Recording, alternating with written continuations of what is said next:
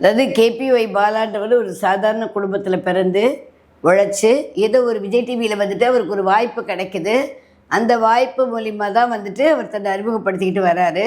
அந்த ஆரம்ப காலகட்டங்களில் பல கஷ்டங்களை சந்தித்து வந்திருக்காரு. அவரே சொல்லியிருக்காரு, நிறையா சாப்பாட்டுக்கு கஷ்டப்பட்டு என் குடும்பம் ரொம்ப ஏழ்மையான குடும்பம் அப்படின்லாம் நிறையா தெரியப்படுத்தியிருக்காரு. ஸோ அந்த மாதிரியான சூழ்நிலையில் வந்துட்டு அவர் வந்து வராரு.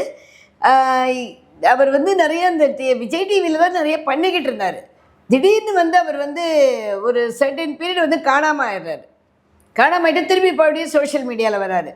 திடீர்னு பார்த்திங்கன்னா அவரை பற்றி வந்து இன்ஸ்டாகிராம்லேயும் ஃபேஸ்புக்லேயும் நிறைய வந்து போஸ்டர்ஸு, நிறைய வீடியோஸு எல்லாமே வர ஆரம்பிக்குது. இந்த மாதிரியான விஷயங்கள் வரும்போது தான் மக்களுக்கு ஒரு சந்தேகம் வருது.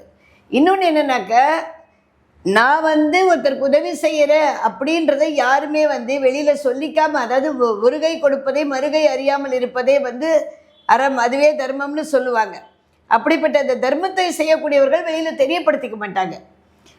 ரொம்ப பெரிய பேனராக அதை க்ரியேட் பண்ணி தெரியப்படுத்துகிறாங்கன்னா, ஒன்று அவங்க அரசியலில் போடணும்னு ஆசைப்படுவாங்க, இல்லை அதன் மூலிமா மற்ற தன்னார்வ தொண்டு நிறுவனங்கள் வந்து தன்னோட உடன் சேர்ந்து தனக்கு ஸ்பான்சர்ஷிப்போ இல்லை டொனேஷன்ஸோ கொடுக்கணும் அப்படின்றத எதிர்பார்ப்பாங்க. இல்லை மேலை நாடுகளில் இருக்கக்கூடிய ஒரு சில தன்னார்வ தொண்டு நிறுவனங்கள் வந்துட்டு இந்த மாதிரியான தன்னார்வ தொண்டு நிறுவனங்களுக்கு ஸ்பான்சர்ஷிப்பு இல்லை டொனேஷன்ஸு எல்லாமே கொடுக்குறாங்க. அதை வாங்கிறதுக்காக பண்ணலாம்.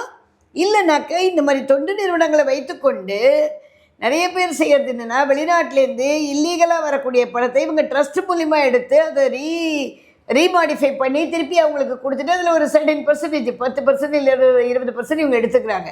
ஸோ அதை வைத்துக்கொண்டு நான் வந்து தன்னார்வ தொண்டு நிறுவனம் நடத்துகிறேன் அப்படின்னு சொல்லி பண்ணிக்கிட்டு இருக்காங்க. ஸோ இதில் இது எந்த கேட்டகரியில் வருதுன்றதை தான் முதல்ல பார்க்கணும். ஏன்னா முதல்ல என் வயிற்றுக்கு சாப்பாடு வேணும்.